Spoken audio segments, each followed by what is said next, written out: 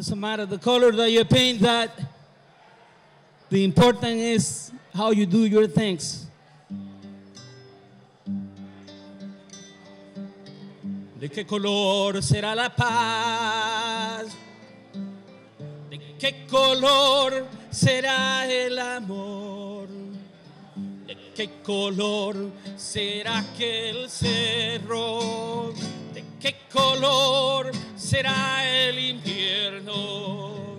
Que no te importe el color, sino la forma en que tú lo pintas. Pinta amor de verdad, y tu verdad será paz. Que no te importe la edad, a los niños y a los viejos, pinta su paz con tu amor. Pinta su amor con tu paz. ¿De qué color son los cristales? ¿De qué color los manantiales? ¿De qué color son las fronteras? ¿De qué color son las banderas? Que no te importe el color, sean negros o sean blancos, entrega tu corazón. Tu hermano lo está esperando. Que no te importe la edad, a los niños y a los viejos, pinta su paz con tu amor. Pinta su amor con tu paz. Thank you. We'll go ahead and begin. My name is Francisco Garcia, and I am Director of Peace and Justice Ministries over at All Saints Church in Pasadena, and a participant in the Pasadenians for a Livable Wage, a coalition that has recently formed of faith, community, labor, and other allies coming together around this core principle: the need to address the issue of living and just wages in the city of Pasadena. Pasadena is a great town. We have so many things to be thankful for: innovation, education, creativity, arts, culture, community. And yet the issue of poverty and the issue of economic justice tugs at us, remains an issue in our community, like many big cities. So we have come together to raise attention to this concern, and particularly in light of a very lively and exciting election that will take place in March, we saw it fitting to bring to the table and shed light on this issue. So we hope this community forum to serve multiple purposes. One, to hear a little bit more about what it's like to survive on low wages, what it's like for working people to struggle day in and day out. And two, to really make this a priority for us as a community. How do we really take this issue up as a community and come together so that no one in our community does without, so that everyone thrives and has what they need to provide for their families and live a decent life, to have means to look to the future for their children, and so forth. So we're so glad that you're here gathered with us today. It's exciting that we have such an amazing show of people from all over the community. So I really thank you and appreciate your presence here this morning. A little bit about the program. We will hear from workers who will share their stories. We will also hear a little bit about a new report that our coalition has put together with one of our member participants, Mark Mayer.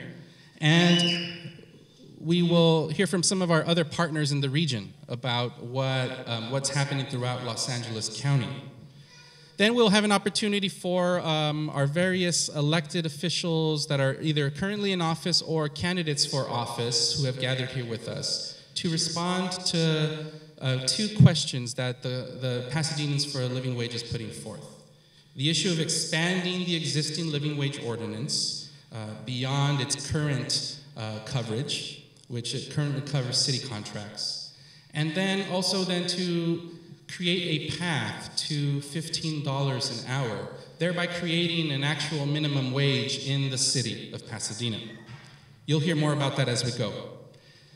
Now, to welcome us to Madison Elementary School, I'd like to introduce to you our host, Principal Carmen Serrano.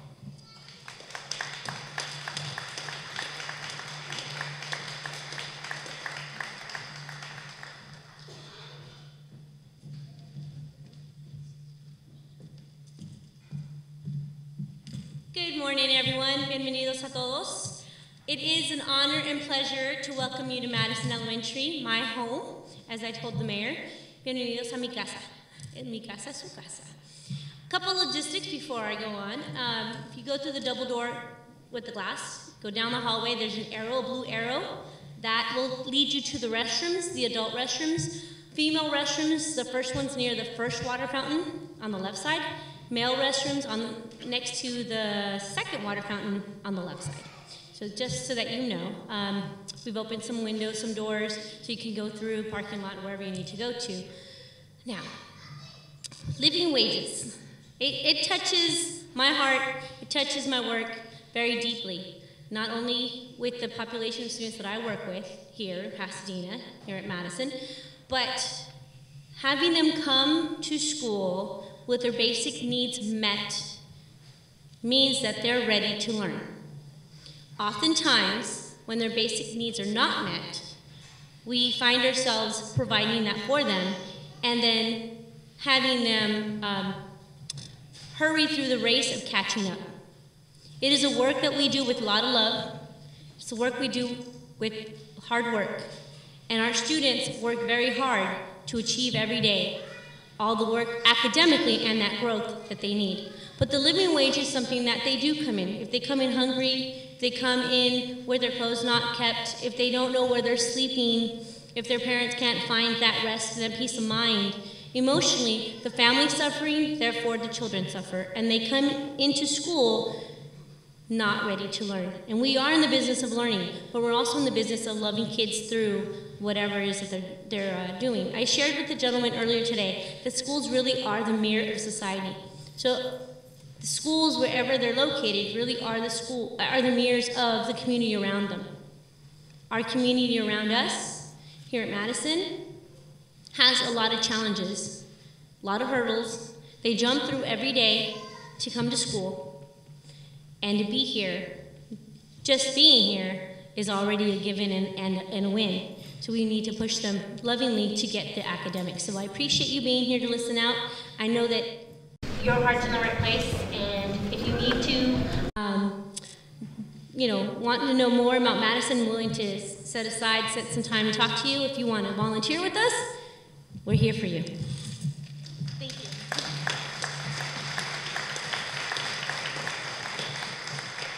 Thank you, Principal Serrano. Folks, there are a few seats scattered in the front.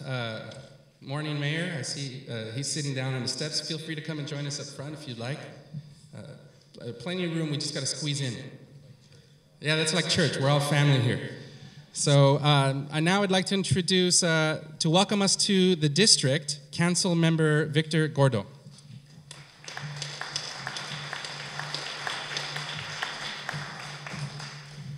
Good morning, everyone. This is a conversation that has been a long time in the coming, and I'm proud that it's happening here in District 5.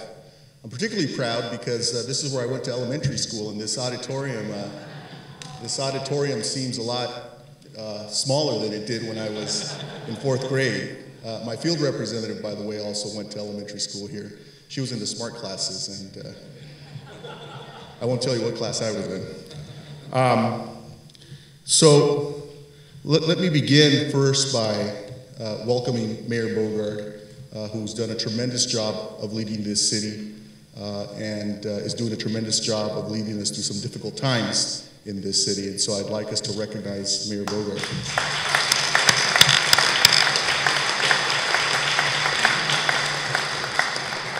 I'd also like to recognize my former colleague on the City Council, Paul Little, who's now head of the Chamber of Commerce that's here.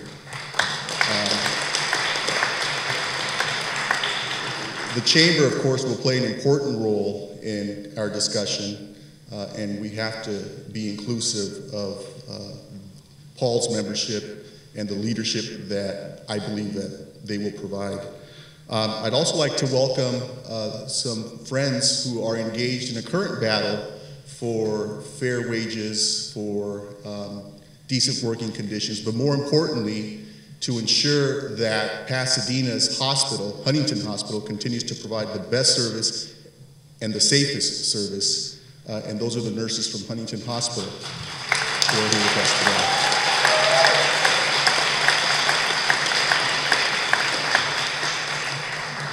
Let me just say that the battle at Huntington is an important one because it's the hospital that partners with the City of Pasadena to ensure that our health and our welfare, whether it's through our health department, through CHAP, or directly through the emergency room at Huntington Hospital, they're our partners with the City of Pasadena, and we should all be engaged in that discussion, when we should all be supported as the nurses fight on our behalf to ensure that the services provided by the hospital are top quality.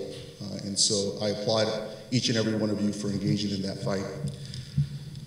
Income inequality and family opportunity.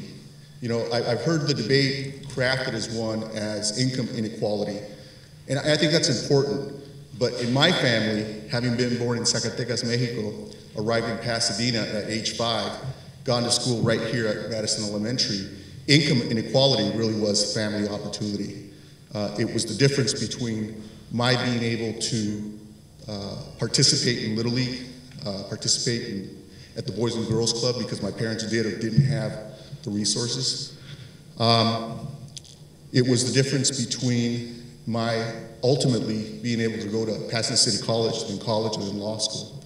And so I think as we think this issue through, let's remind ourselves that it's not just about money, it's about opportunity.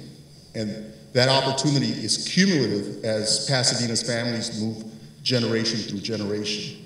Because if we don't provide an opportunity for today's families, then the successor families, 10, 15, 20 years from now, will have even a lesser opportunity. And that's an important point to keep in mind.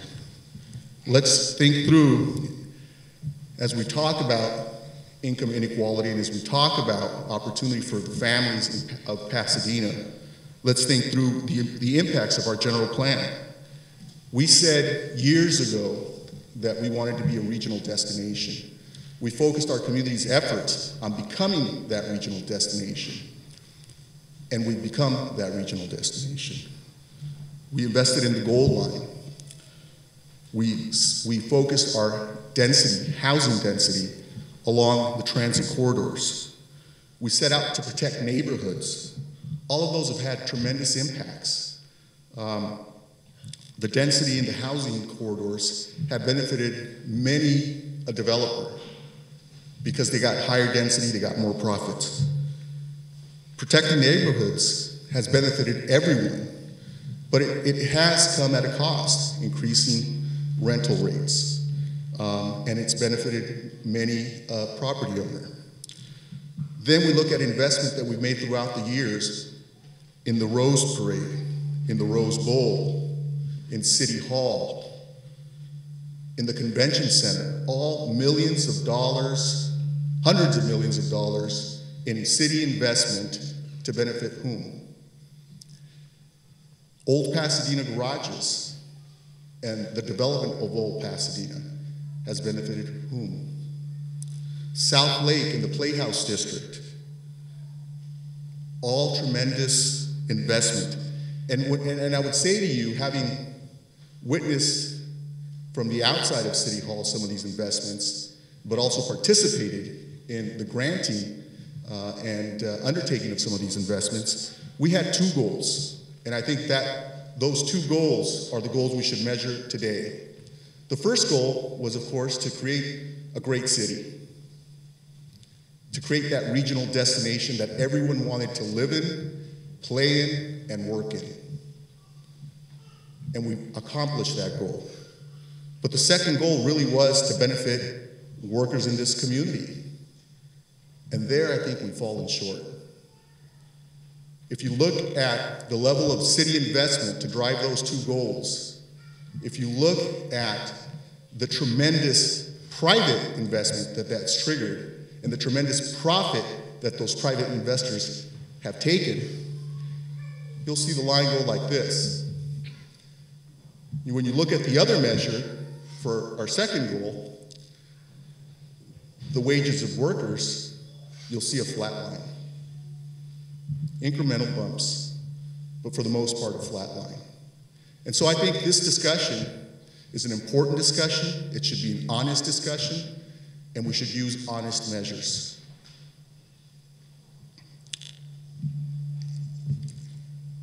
The best example I can use to highlight this is the Rose Bowl. Many of you know that I've been intimately involved with the Rose Bowl. This past summer was a tremendous year for the Rose Bowl.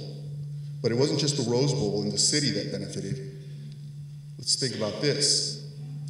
The hotels, none of which, or none of the corporations that own the hotels are based here in Pasadena.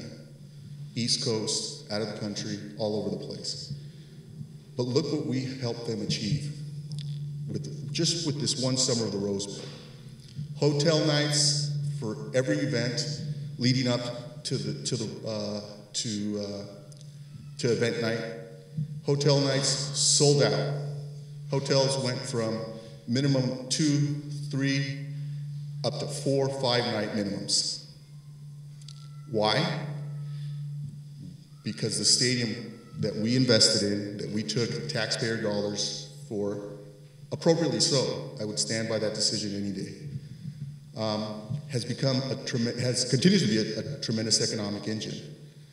And those hotel nights, those minimums that the hotels were charging, they weren't just minimums. Sometimes they doubled the rates. Now, did the workers see some of those increases? No. That sucking sound we all heard throughout the summer was money being sucked right out of this community, all over the country, and in some cases, all over the world. And so when we look at our two measures that we should be looking to for the return on our investment at the Rose Bowl and the Convention Center and City Hall, creating this great city, we should ask ourselves whether it's time for this conversation and whether this conversation should lead to some real action. In my view, the answer to that is yes.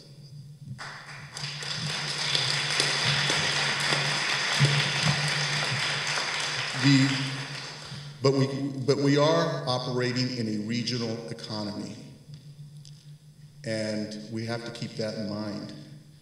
You know, we can't, at the same time, ask Paul's constituents to bear the full blunt of our action. And so we have to be thoughtful. Because if we get too far out in front, there's real risk, and we have to recognize that to our local businesses. But at the same time, Pasadena has always been a leader, and I think this is an opportunity to lead. And so I think there's an opportunity to do two things. One, I think we should look at contingent action.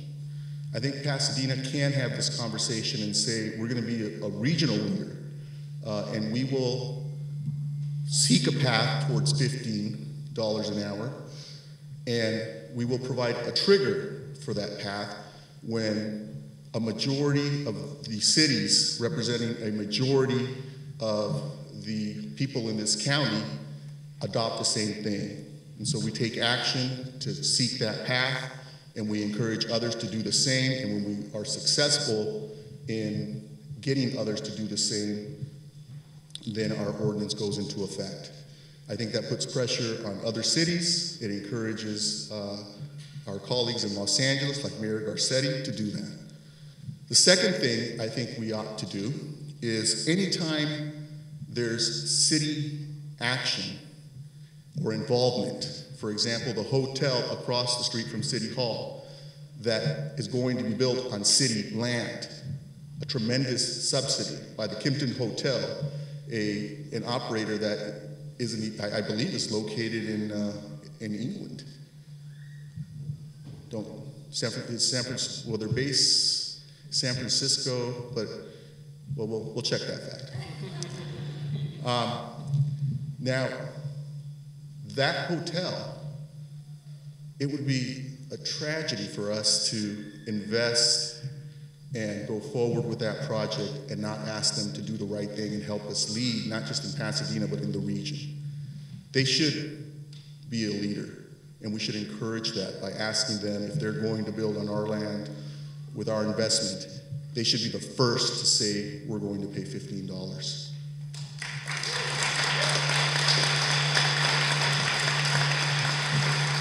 So those are the two thoughts that I'll leave with you, all of you, to think about.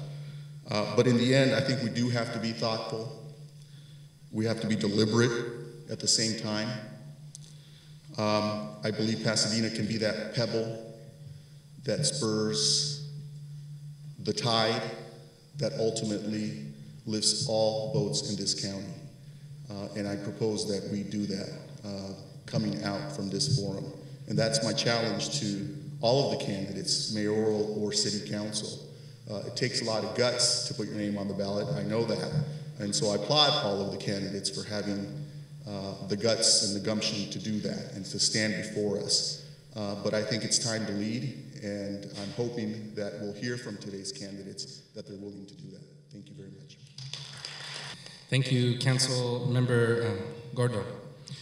Now we want to provide a little bit more of the context for the gathering. And to do that, recognizing some of the council members' comments about the regional effort and the need to have both a local, take the lead locally and also connect with what's happening regionally, we will hear briefly from our friends at the LA County Federation of Labor, and here to represent the Secretary-Treasurer, Rusty Hicks, is Kokai Kwa Jitahidi, Campaign Deputy Director with the Campaign to Raise the Wage.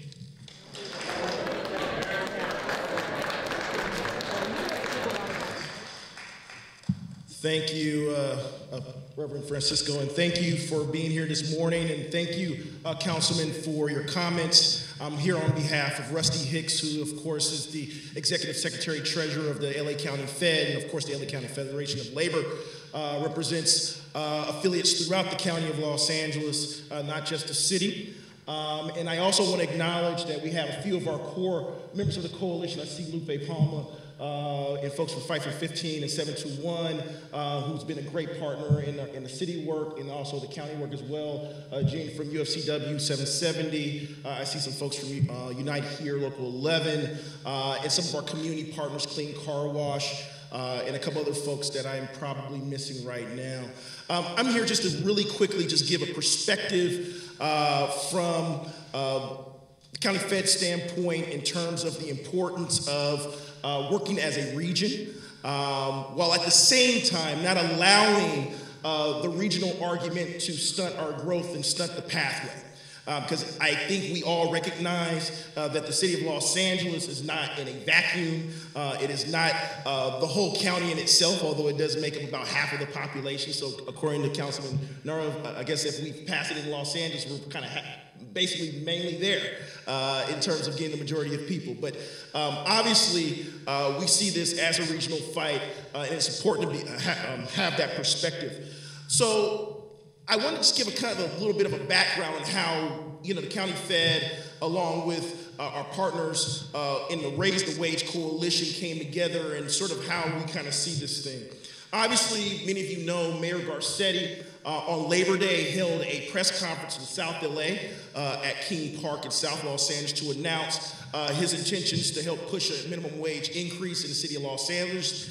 And while we obviously honor the mayor's push, his stand to raise the minimum wage, we know what the numbers say.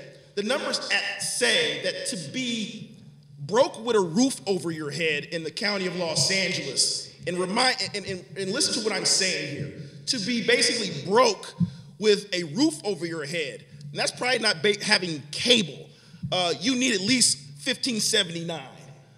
We just read and heard the news article that came out that said you need to earn at least $34 an hour to afford average rent in the county in the region of Los Angeles. So we know how important it is to take incremental steps, but at the same time, we cannot let incremental steps cloud our understanding of the issue at hand. That the county of Los Angeles has a poverty rate of over 20%.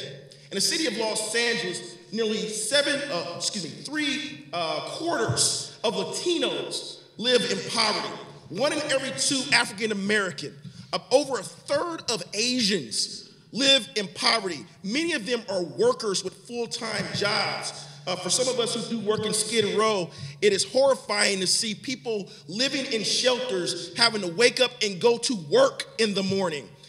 Living in shelters. That is the reality of our economy, not only in the city of Los Angeles, but throughout the county of Los Angeles, in the city of Los Angeles. I actually personally spent a lot of time in the city of Pasadena on that other side. I remember when Colorado Boulevard wasn't developed. And I remember when it was more like Skid Row. For those of you who are veteran Pasadena people, you remember Old Town before it was developed. And it was amazing to me, the reputation of Pasadena with its beautiful trees and its beautiful landscape, and it is a beautiful city, how many poor people there were that lived here, and how many of those nice homes that I used to go to along Los Robles, driving up near Woodbury, and we would have 2 or 3, 4 families living in a 2-bedroom house because they could not afford the rent here in Pasadena or throughout anywhere else in the LA County. And that is horrifying, and those numbers have only increased. And so once again, while we are looking at city by city, we're looking at the regional approach, we need to be smart and work with business. We can't overlook the most important aspect or the most important ingredient that is probably necessary in this debate. And I think the councilman said it, guts. For any of you who have seen the movie Selma recently, there are a lot of rational arguments against desegregating the lunch counters. My family being from Mississippi, there are a lot of rational ideas. There are a lot of scholarly ideas on how we shouldn't do those things. But we had to have guts at some point. We are in a county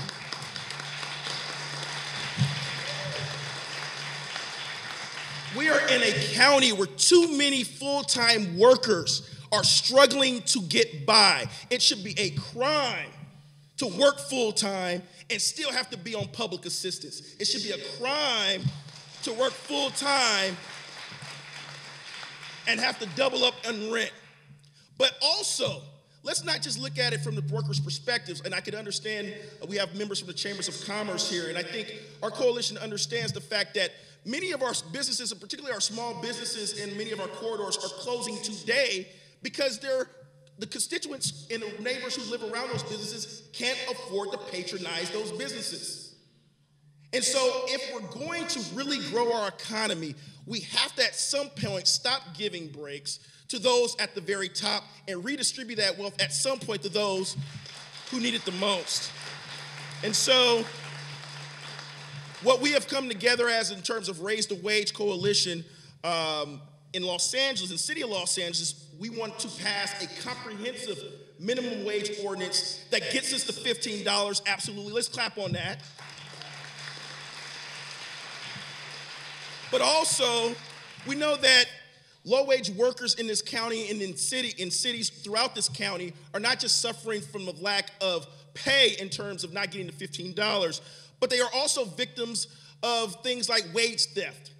The city and county of Los Angeles happens to also be the capital of wage theft. And when I mean wage theft, what we mean is people who actually work, they expect to get paid a certain salary, and their bosses don't pay them what they have earned. And so we have workers working through their breaks, clocking out and still working through times that they should be paid and they're not paid, through all sorts of illegal methods. In just the city of Los Angeles alone, I believe workers lose over $1 billion a year because of wage theft. $1 billion a year because of wage theft. Now, I have a lot of small business owners in my family, and I know that small business owners, the ones who pay their workers, do not want to be lumped in with those who break the law. And so while we're raising the wage to 15, we also want to make sure that when we raise the wage to 15, that people are actually getting paid $15 an hour.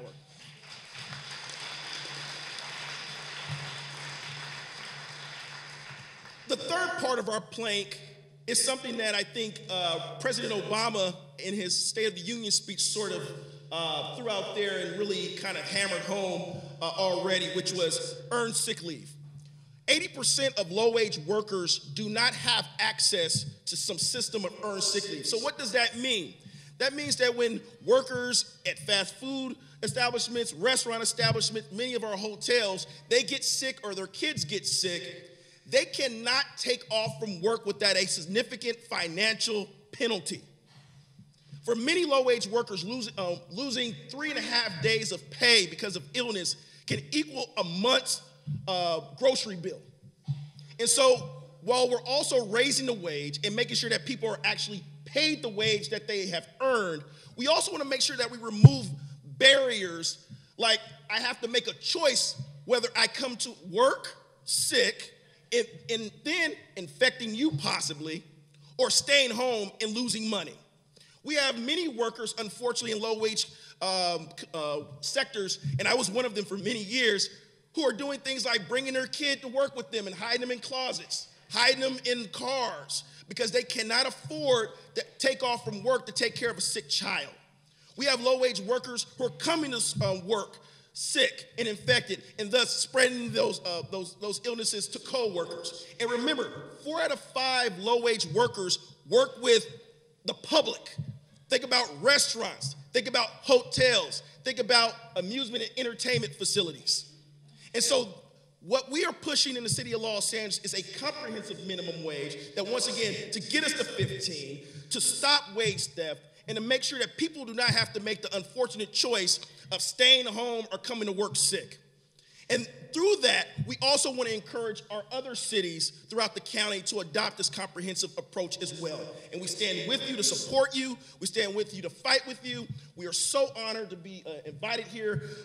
Rusty, unfortunately, could not make it today. But once again, we are well represented in the audience with many of our steering committee members. I also want to point out Rosa Marie Molina, who is leading our full-time team around organizing outreach. She has flyers for a big action that we're doing on January 30th in front of City Hall, where we'll be bringing out over 1,000 people on City Hall step to say that we want 15, we want wage enforcement, and we want earned sick leave for all workers. We hope that you stand with us on that day, because that is not just a LA City issue, because this is not just an LA City issue. This is a day for LA County to come together. So once again, we want to thank Reverend Francisco. We want to thank all of you for having this critical dialogue this morning. And on behalf of Rusty Hicks, Executive Secretary Treasurer of the County Fed, thank you so much for allowing us to be a part of the dialogue.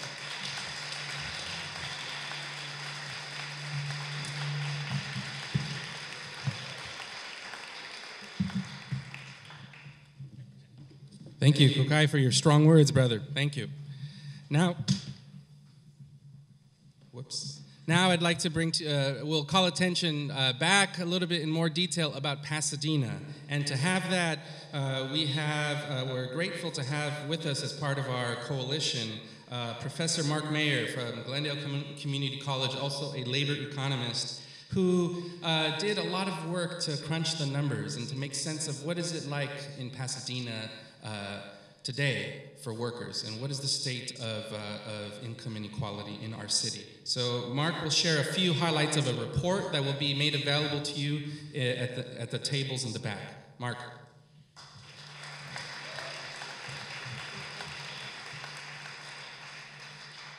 Thanks, Francisco. It's a little daunting to stand before you as an economist. People are always afraid of numbers. And I tried to provide some illustrations that I put around the room. I'll be very brief. There's a longer 10-page report that's available in the back that I encourage everyone to take, and feel free to ask me questions after our presentation. We also have a one-page summary of our study. group of us looked at the numbers for Pasadena specifically. And you've heard this morning about how wonderful Pasadena is as a city with its institutions, which is wonderful weather, beautiful physical setting. But as an economist, there's a characteristic that bothers me. And I've tried to illustrate it in the picture over here on the front on the right. I deliberately wrote Pasadena as a squeezed city. We're a city that has two ends.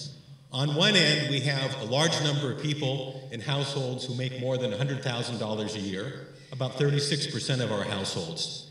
On the other end, we have 20% who earn less than $25,000 a year.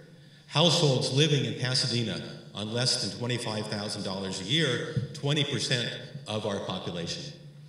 And unfortunately, the situation is not getting better. If you compare the numbers today to 2007, before the Great Recession, the squeeze is worse. Back then, 52% of our households were in the middle. Today, it's 44%. 52 to 44% in only 7 years. A squeeze, because more are at the top end, and unfortunately, many more are at the bottom end. And who are those folks who live in the low-income households? I've tried to make graphs over here representing them. Most are working households, households with people who work. 32% of all Pasadena residents earn less than $15 an hour. Think of that. That's 22,000 people who live in Pasadena who try and survive on less than $15 an hour. Another way to look at it is the number of workers in Pasadena. These are people who work in Pasadena but may not necessarily live here. 15,000 workers. We're talking a tremendous number of people who would benefit from an increase in the minimum wage. And that's why Francisco has mentioned, we see this as a multi-step process. A first step would be to expand. Pasadena already has a minimum wage.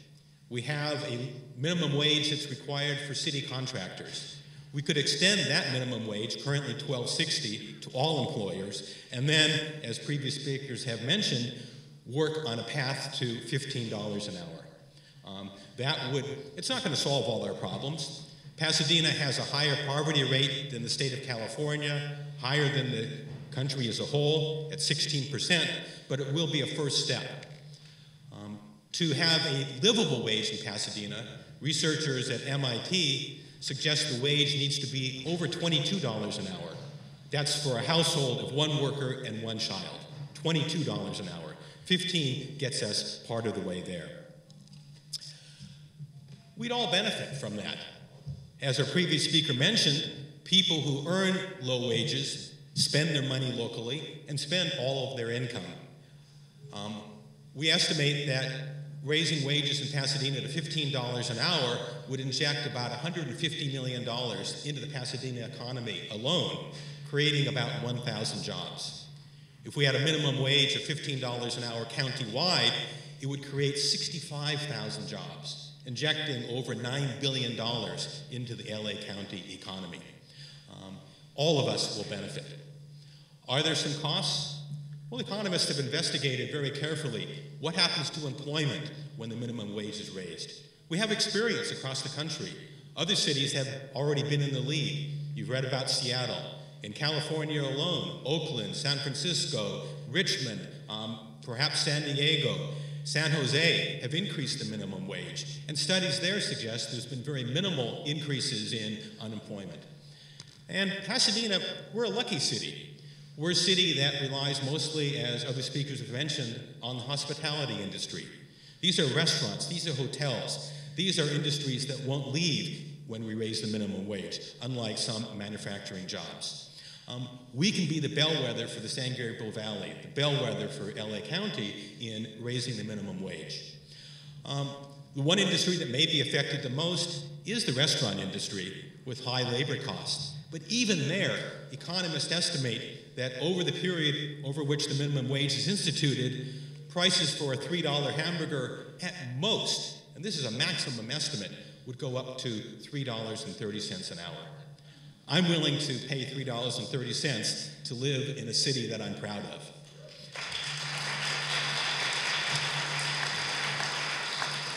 those are the numbers. And I encourage you to read the report and please ask questions, help us improve the report. But I think maybe more importantly, we need to hear stories. We need to hear from the people who actually are living in Pasadena, the 22,000 residents, the 15,000 workers. And next on our program, we're going to hear some testimonials from workers who would benefit from the higher minimum wage.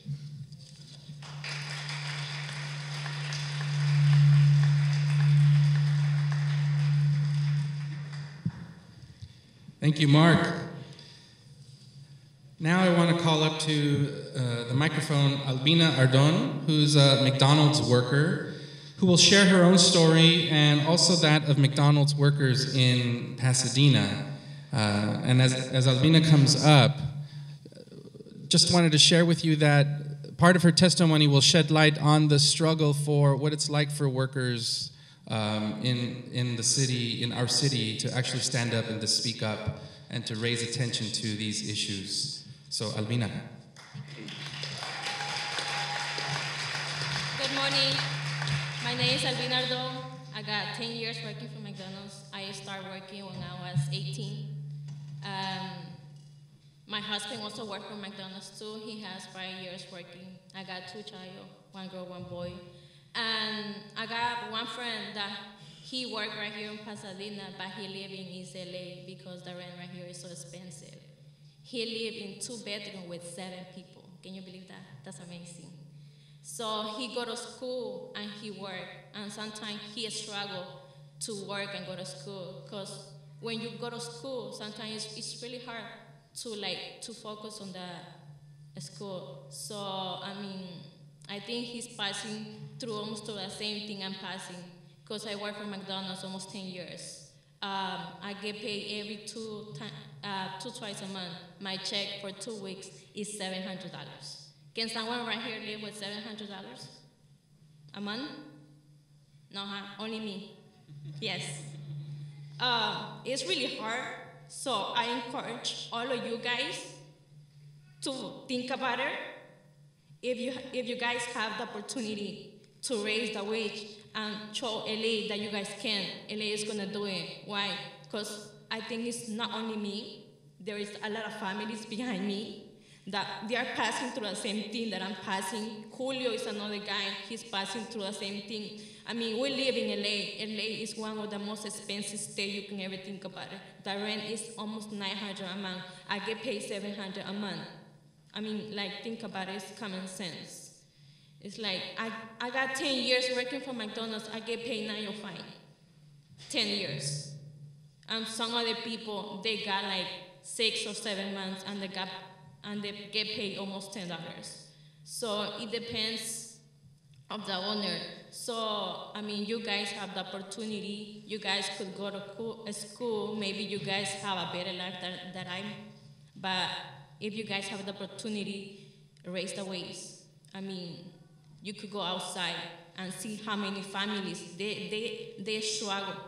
Sometimes when they go to the store, like me, should I buy this or not? Because if I buy this, I'm not gonna have enough money to buy the milk. I mean, I already strike 3 times, and every time that I go strike, I always do it for them. Because I don't want them to struggle. I want them to have a better life. I want them to go to school, get a career, and do something in life. Because living with McDonald's wage is not a life.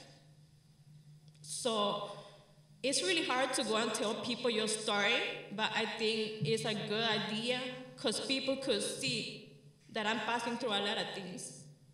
That I got a family, like you guys, I got 2 babies. I want a better life for them, like all the parents.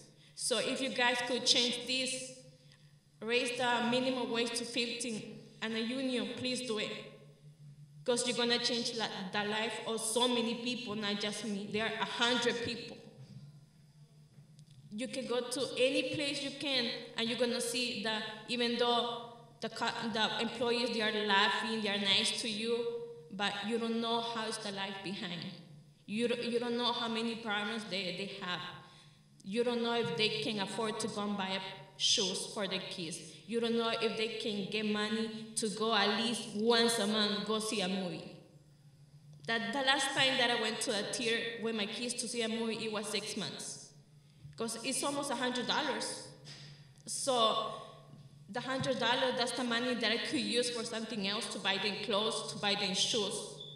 So I hope you guys, my story, could let us think about it, because I am the only one that get paid $700 right here. Thank you.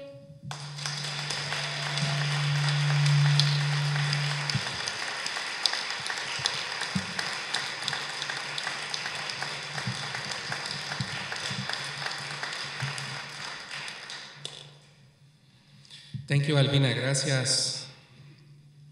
Now we're going to hear from Rachel Torres to speak on behalf of a Pasadena hotel worker about the struggle of Pasadena hotel workers, and she will also share as to why.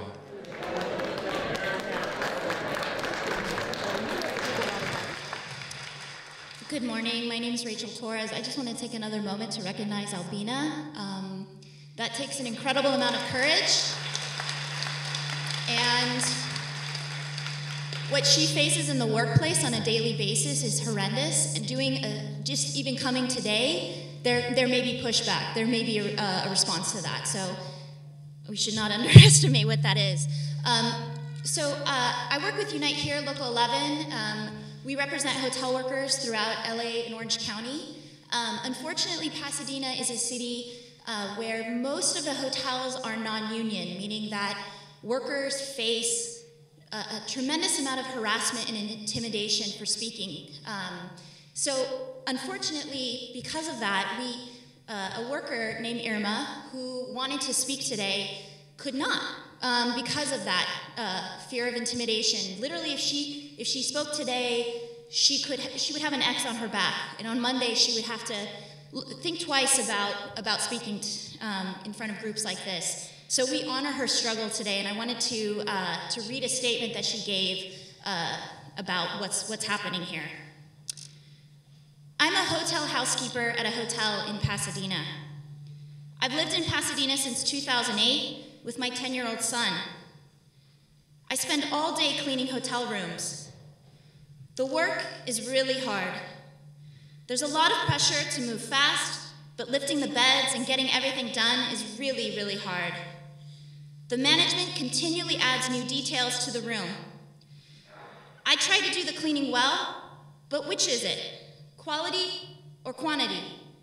I try to do both, but it's impossible. There used to be more people on staff to get things done, like cleaning the windows. Now it's just us. I make $12.69 an hour. This is not enough to support my son and myself, and I work 40 hours per week. I live paycheck to paycheck. Pasadena is expensive. So I have a second job cleaning houses and apartments on my days off or after work.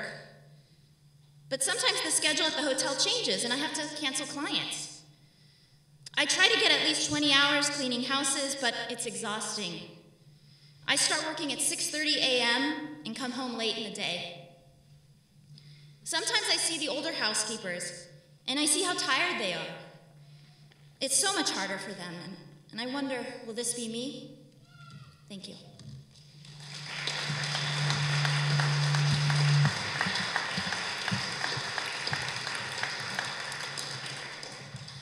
Thank you, Rachel, for sharing that story.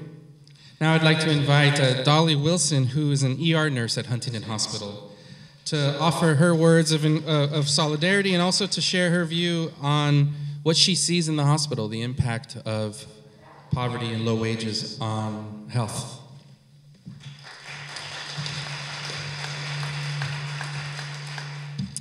Hi guys, like I said, my name's Dolly. I work at the hospital here. I work at Huntington Hospital in the ER.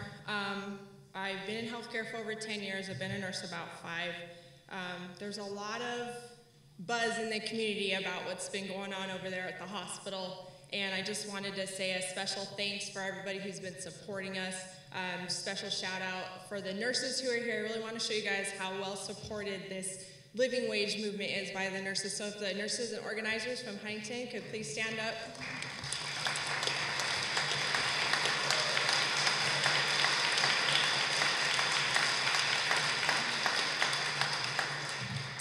And I also want to give a special thanks to Victor Gordo and Terry Tornick, because they've come to a lot of our nursing events recently. We are actively, and I want to thank all the other city council members and anybody else in the community who has come out to support us in our fight to organize. We are actively organizing at the hospital right now to provide better patient care, have the nurses have a bigger voice for our patients, and patient safety is at the heart of what we're doing as well. Want to start off with a quote by Martin Luther King. It says, "Of all the forms of inequality, injustice in healthcare is the most shocking and inhumane." Working in the ER, we see so much. We see so much homelessness. We see so much poverty there. I can't tell you how many patients come to us that have infections. They can't afford their antibiotics. It's inhumane. It's not okay. Pasadena is a very wealthy community, and we can afford to raise the living wage so that people can afford to live. So the hospital, we have about 3,000 employees at the hospital, which I imagine is one of the larger institutions that employs people in the community of Pasadena. But the reality is, a lot of the workers, so there's about 1,200 nurses that make up that 3,000. And the majority of the rest are food service workers, there are nursing assistants, there are housekeepers, and majority of them, they don't live in this community. They can't afford to live in this community, so they drive from afar. And it's a stress. It's a stress on gas, it's a stress on their kids. Like Alvina shared with us earlier, stress whether you're going to buy milk or food or medication for many. I want to share a couple of facts for you guys that I found. Current federal minimum wage is $7.25 an hour, which I don't know how anybody can live on that. The minimum wage, had it kept up with inflation, should be $10.52 an hour. And according to a study by the Center for Economic and Policy Research, if it would have kept up with productivity, we should be at $21.72 an hour, and we're way far behind that. Also wanted to share that there's a lot of misconception with people who are actually working minimum wage jobs. Did a little bit of research. So a lot of people think that it's high school kids trying to earn a living and make some extra money, when actually they only account for about 14 to 30% of minimum wage jobs. So that means approximately 70% of people or adults that are working families that have children, and actually about 64% of those are women with children, single moms. It is time to raise the minimum wage here in Pasadena. Not only would it improve our economy, it would impact the health of many Americans in general, but more specifically here in Pasadena. There have been numerous studies on how low socioeconomic statuses affects our neighborhoods, affects people. Low-income neighborhoods often lack full-service grocery stores where residents can buy healthy foods like fruits and vegetables. And I understand that, Pasadena isn't considered a low-income neighborhood, but a lot of people who work here live in low-income neighborhoods. Low-income neighborhoods have limited access to these grocery stores, which means that they go to the convenience stores where they're easily accessible to high-fat diets, high-sugar diets, fast foods, restaurants probably on every corner. This leads to obesity, diabetes, heart disease. Heart disease is still the #1 killer in the United States for people who have health problems. Many of the patients we see suffer from these ailments. Diabetes is probably one of the worst diseases out there. It accounts for a majority of amputations. Could you imagine being in a low socioeconomic status, can't afford your medication, now you have an infection, and now you're gonna lose your foot because you couldn't afford, one, your medication, two, you can't afford the health care that you need to get the sore on your foot from being a diabetic healed. It's extensive health care in that specific situation that people need for if they have a diabetic foot ulcer. They have to go to therapy, they have to see a podiatrist, they have to have a wound care specialist, and if they don't have access to those things, they're gonna lose their foot. Some people lose their leg. It's a tragedy. A lot of the tragedy falls on children as well because of mom and dad not having a living wage. These kids are under so much stress, the financial and emotional pressures of food insecurity. Many go to school hungry. Many parents bring their kids to the ER, and you know what? Sometimes that is dinner for the night. You know, sometimes it's like, well, they're here for a cough and cold, and you walk in the room and the kid looks great. They're happy and smiling, excited that there's a TV in the room that they get to watch.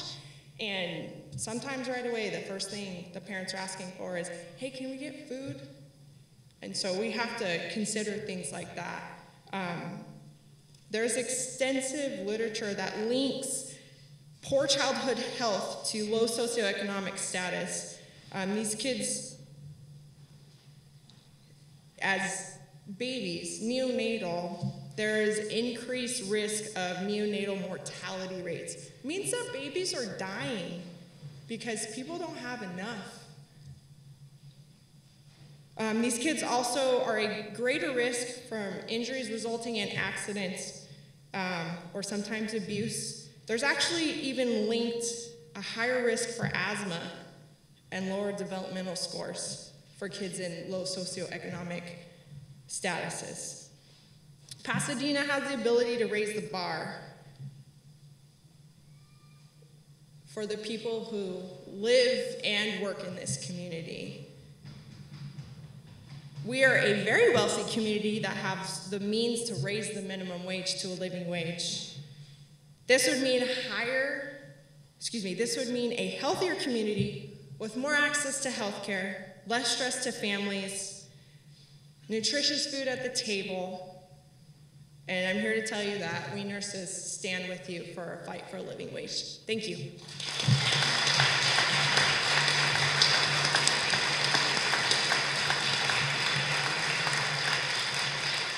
Thank you, Dolly. So now we have an opportunity to hear some responses from the elected officials and candidates for office that have joined us today. And we will begin with the mayoral candidates. And just to remind candidates and elected officials that the two questions that we've posed before you that Pasadenians for a Living Wage is endorsing are these. Do you support expanding the existing living wage ordinance to apply to all employers in Pasadena? And two, do you favor creating a path to $15 per hour for the Pasadena minimum wage? So a reminder that we'd like your comments to be brief, and there will be time afterward for us to engage and continue to mill about and dialogue after the formal program. But so right now I'd like to call up Don Morgan.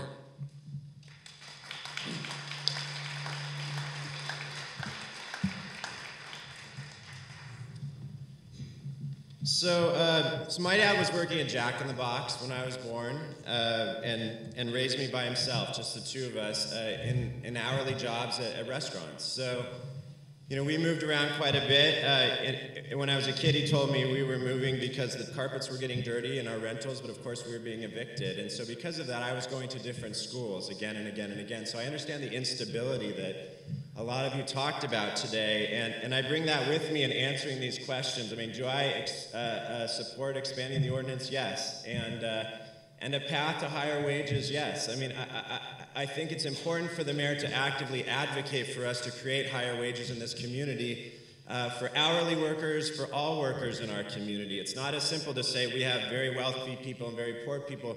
We need to work across all of those boundaries. We need to work with the businesses. If there are no jobs, there are no wages, right? So, I mean, I think that it's important that all of you have brought up and pointed to Paul. He's now the representative of all business, apparently. Sorry, Paul. But I think it is important for us to make sure that businesses have the opportunity to realize the financial benefits of people with higher wages so that they are able to earn more revenue so that they can continue to pay their employees more money. So it is a virtuous cycle, and we know when that happens, kids will be more prepared to succeed in school, and we know when that happens, housing will be more stable, and kids will have the opportunity to realize all of our dreams for our kids to continue to make Pasadena an amazing place. So I'm so grateful to this group for hosting this important conversation. The mayor doesn't have a magic wand. I'm sorry to tell you that. No executive privilege to sign a minimum wage order in, but we can actively and passionately advocate for our city to be a model, to work regionally. I'm not worried about our businesses leaving our region. I'm worried about them leaving and going to Glendale and to Monrovia where it costs less money. So we need to, I like Councilman Gordo's idea of a trigger mechanism so that collectively we are addressing a very important issue for all of Los Angeles County. And together, I think we do end up becoming a model for the rest of the country. So thank you very much.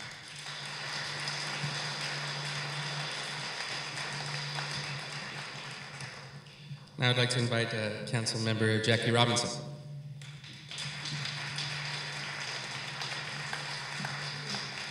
Good morning, everyone. First of all, let me say that I am unequivocally all in for both questions, and I have long been on record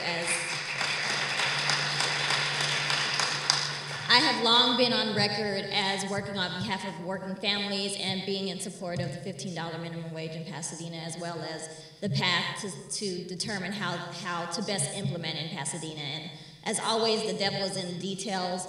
And, you know, we are in the middle of a mayoral campaign right now, but there's no reason why the city council, as it's currently configured, can't begin discussing this right now.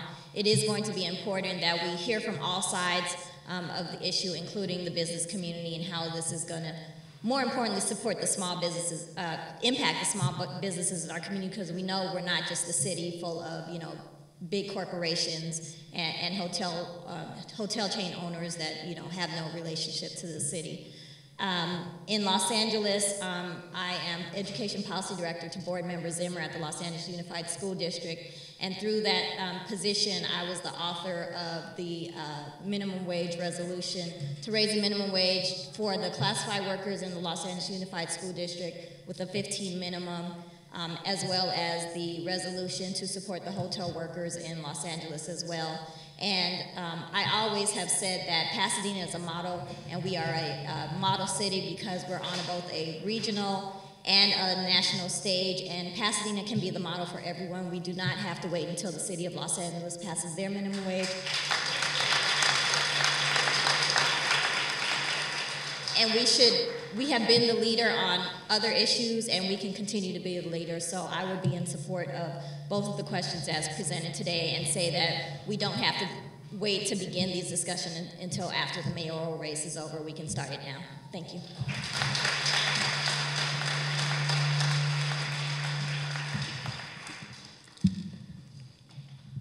Now I'd like to invite, is Council Member Terry Tornek here? Terry.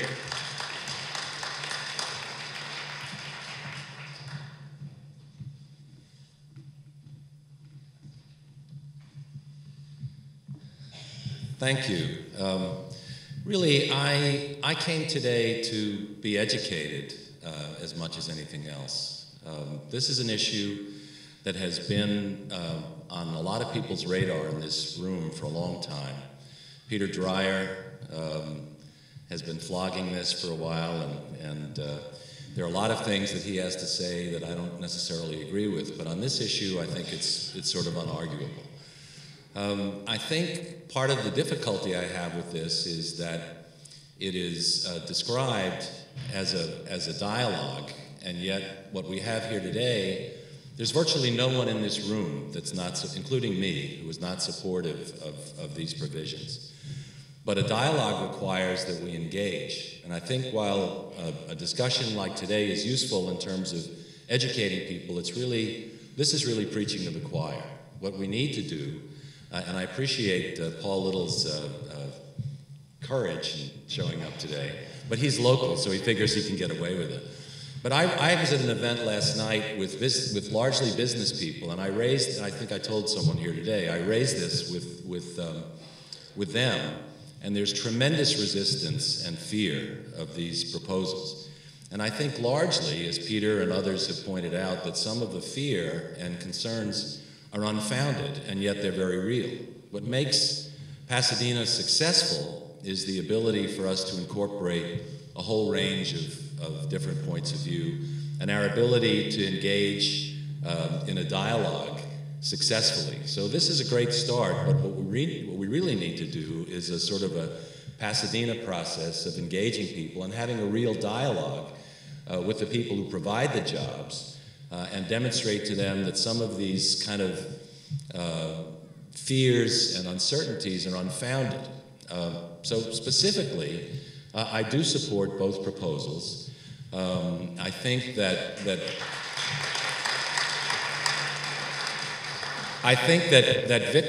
Victor's suggestion today, which I'd never heard before, I wish I'd heard it before, was really a good one in terms of the trigger, because and contrary to what Jackie said, I think it is important that we make a commitment but not get so far out in front that we create an environment where people say Pasadena is an anti-business city. We are not an anti-business city. Nobody in this room is anti-business. We're not going to be successful unless we have flourishing businesses. So I think Victor's suggestion this morning is a great illustration of the kind of innovative thinking, the kinds of solutions that come out of a real dialogue. Last night I invited some of the business people who were expressing concerns about my position on these proposals to come today. I said, this is we're not going to single you out and not going to finger you or identify you as the other side, but it would be great for you to hear the presentation, because I had an opportunity to read the report last night. And so, but none of them came. It's not shocking, but I think we need to do better, and the Pasadena way really is to have this kind of dialogue and to educate people rather than giving into their fears, to embrace it and understand how the whole community, the workers and the businesses and all the citizens, can benefit from this kind of progressive thinking. So I am grateful for this discussion, although I don't think it's a real dialogue, but it is a start, and I commit to helping to facilitate that real dialogue between people who, like our speakers this morning, who desperately need our support, and the businesses that are going to ultimately provide it. So thank you very much.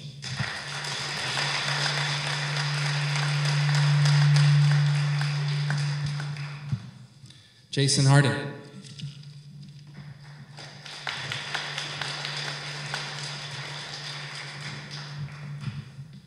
I'd like to thank everybody for inviting me today. And I guess I'd like to start by saying that Pasadena is known all over the world as a privileged city, but there's a large population in Pasadena who don't feel privileged at all.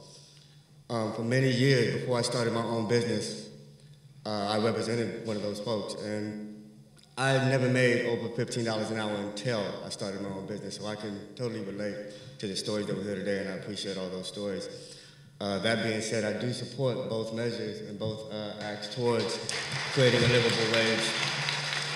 And I'm not going to be up here long, but I do like to state that I am concerned how it affects our businesses and if it will deter further businesses from wanting to do business in Pasadena. But Pasadena being such a strong branded city and such a well-known city, it will overcome those challenges. And I think Pasadena as a city will always be okay, but as a people, I think we do have some concerns, and that's what I'm worried about. So I do believe that we should create this path towards $15 an hour. I believe that a city like Chicago, if they can do it with all the challenges they face, we can do it also. So thank you.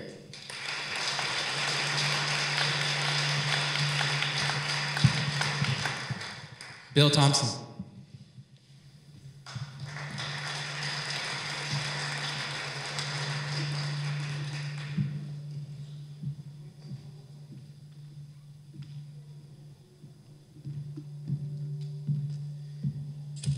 I also thought I was going to be here this morning to listen and learn, and certainly you provide that opportunity, and I appreciate that very, very much. I very much support a livable income for people and fair opportunities to do their work and fair compensation for the work they do. It's certainly $15 an hour is not shocking in terms of income for people. The issue here really, though, is what's the role of government? Do we come in and get people to try to work together and build consensus and work then to achieve these goals, or do we come in and try to tell people exactly what it is that has to be done? I think my own view is that we need to build consensus. That's how we really fostered the rebirth of old Pasadena. That's how we got the One Colorado project in place, and a number of other things have happened in the city of Pasadena. So I'm very much in favor of working with people, getting people to agree on what it is we want to achieve, and working together to get to that goal, and that's the way I would approach this. We need opportunities for business. Why did Avery Dennison leave Pasadena, for example, after all the years it was here? What are we going to do to attract businesses? How do we go about doing it? Why do businesses go to Glendale or Arcadia or Monrovia and not come to Pasadena? And those, I think, are the issues we really have to address. And so, yes, I'm in favor of providing opportunities. I think we have to look at our education system. The public education system has to be worked on and improved so that every child who goes there and graduates, and not all of them graduate, but when they do, they have to be qualified to be able to read, write, add and subtract, go to college, or get a job. And so currently, as you may or may not know, I'm an elected trustee at Pasadena City College, and I'm working with Pasadena School District. I also serve as the president of Pasadena Educational Foundation, the oldest such foundation in California, 43 years, and over that time we've donated $140 million plus to the public schools of this city. So we will continue working to do exactly that. But I am not going to tell you that I will come on and dictate to the public what it is that has to be the minimum wage or how to get there. But I will pledge to you that I will lead the government to work toward building a consensus as to what to do and how to get there, and to get there, actually get the work done. Thank you.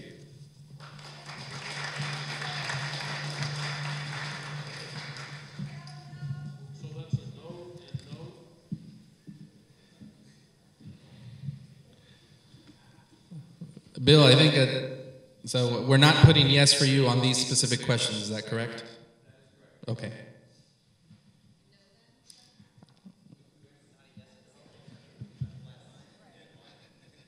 For the purposes of the questions themselves, yes, although you did hear his response. So now we'd like to invite, did Mayor Bogard leave us? Okay.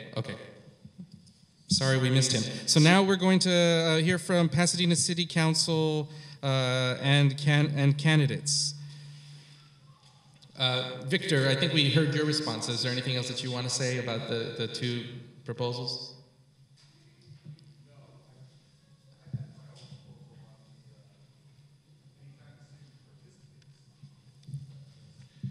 But for this purposes, we count you as a thumbs up on these two? Time's up squared, all right. So now we'll call forward Brian Berry.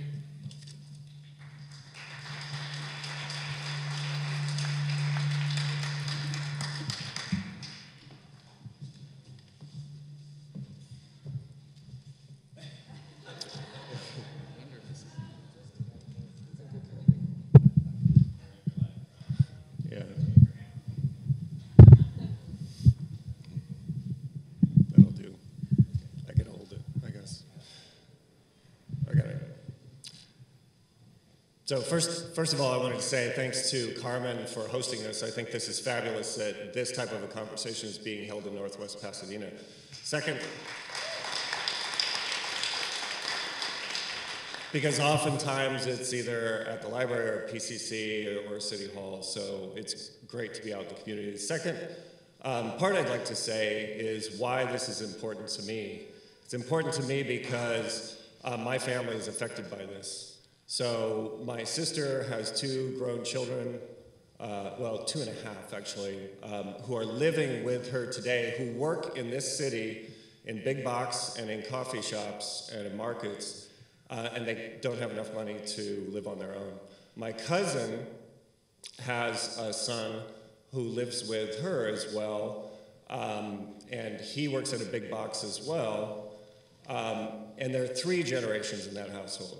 So she's taking care of her parents, my aunt and uncle, herself, and the kids.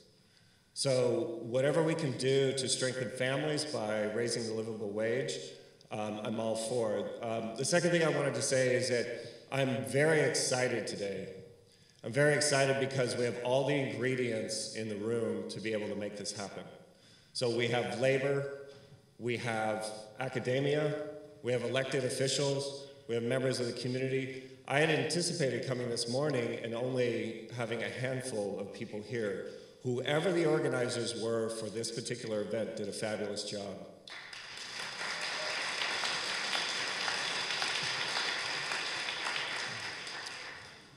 What I have seen in my experience is that social issues are impacted and changed when the community gets involved.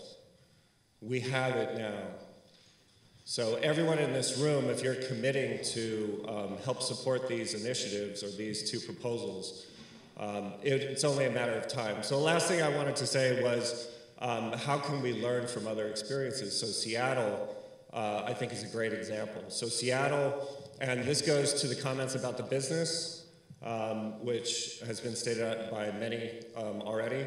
What Seattle did is they decided to phase in these proposals from 3 to 10 years, depending on the size of the business. So I think learning from what other people have done. I also think that while it's important to gather support from other cities and to find out what's going on in other cities, I think Pasadena also needs to be a leader. So, and with respect to the business concerns, I would like to put forward, and I know you've been bombarded with stats and figures and information, and Mark and Peter have done a fabulous job with that. But one other one, which I find fascinating, is Germany. So Germany, in the first 10 years of the 2000s, raised its wages by 30%. The United States only raised it by 5%. At the end of those 10 years, Germany had a trade surplus of $2 trillion. The United States had a trade deficit of $6 billion. So by raising wages, we do what some of the other speakers have said. We help everyone to be able to buy more, to get better health care, and to be able to have better education. So if you put yes for me on both of those, I would appreciate it. Thank you. Thank you, Brian. Okay, we're going to be wrapping up very soon. Pixie Boydin sends her regrets, is also running for city council office, but she did respond affirmatively to both questions. Anyone, am I missing anyone? All right, so this is a pretty, if we look at the sheet here, we'll turn the other page, right? We have an impressive list of commitments, and what we believe is the political will and the community will to figure out how to make this happen in the city of Pasadena.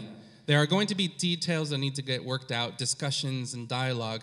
Today was really an entryway for that. The Pasadenans for a livable wage, we're not making any qualms about our position. We are clearly staking this position. We believe this can and should happen. And we do know that it's going to require an incredible amount of debate and discussion to figure out what that looks like. But we're committed to doing that. And we wanted to ensure that the issue was not lost during this incredibly important time, this important season that we're in as a community. So I would like to acknowledge that and also say, we're going to ask for a few words of inspiration and encouragement from from the faith community partner with us, Reverend Hannah Petrie from Neighborhood Church.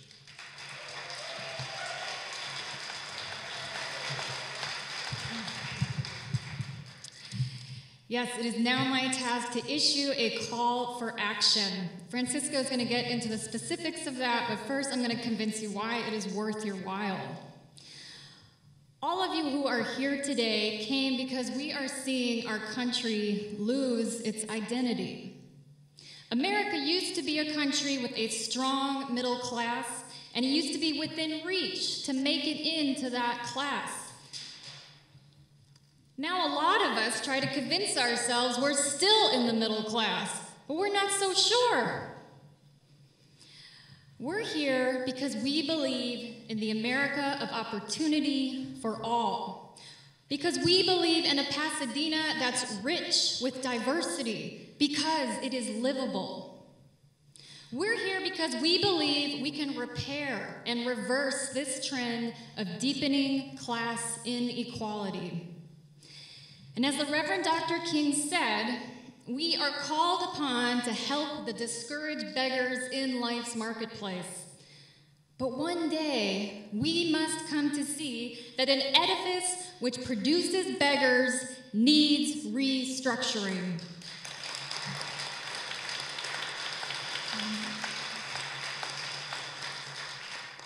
This is our time, Pasadenans. This is our call to effect change for the America we believe in. And it's a call that transcends all that divides us.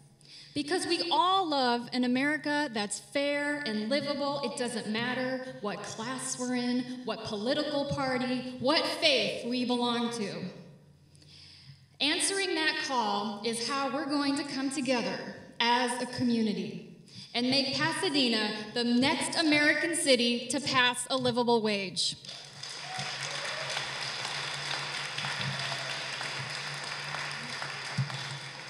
No matter how long it takes, we're going to work together because it is fun. It is a good use of our time. But most of all, because changing laws on the local level is the best way to change America right now. So I invite you to join us, and now Francisco will give you the details.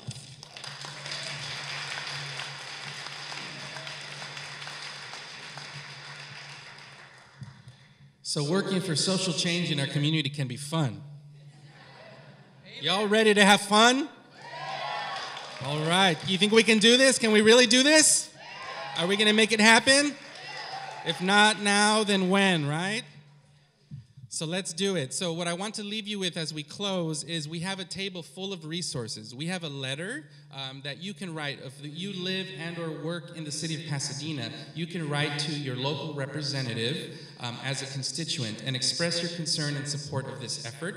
There's and there's also room for you to add additional comments on your own unique perspective to why you would support this and what you want to see happen. We will collect those letters and make sure that they get turned in to the right people. So that's don't leave this room without signing a letter and taking action in that way. Take a copy of the report and the summary of the report. Distribute it and make it known to your friends, family, neighbors, coworkers, fellow congregants, etc. And make sure that you've signed in so that we can stay in touch with you, especially if you feel like you want to contribute more tangibly to this, if you want to be involved in helping do outreach, and if you are a business owner and want to dialogue, if you know someone who you think that we can sit down and talk with, we are ready and willing to have all of those conversations. Please give us your information. Let us know what you can do, how you're networking in this community, because it's going to take all of us to figure out how to make this happen and what it looks like. So I thank you for being here today. I thank you for your time on a Saturday morning, and let us all walk together and continue in dialogue to make this a livable city for all Pasadena workers and residents. Thank you.